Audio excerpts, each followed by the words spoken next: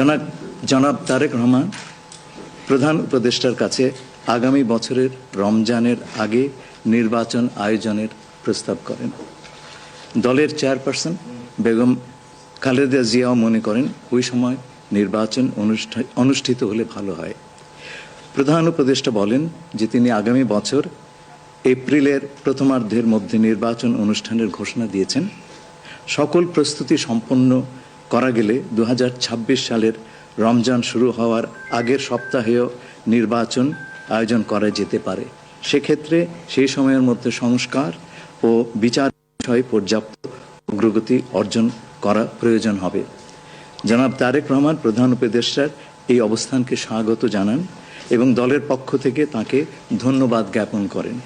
প্রধান উপদেষ্টাও জনাব তারেক রহমানকে ফলপ্রসূ আলোচনার জন্য ধন্যবাদ জানান। এর কোনো সমস্যাই নাই, আমরা কোনো সমস্যা দেখছি না। কেউ দেখলে পরে এটা ভুল দেখছেন। নির্বাচনের সম্পর্কে আজকে যৌথ বিবৃতিতে আমরা বলে দিয়েছি দুপক্ষই, এবং নির্বাচন কমিশন আমরা আশা করব শীঘ্রই একটা তারিখ ঘোষণা করবে।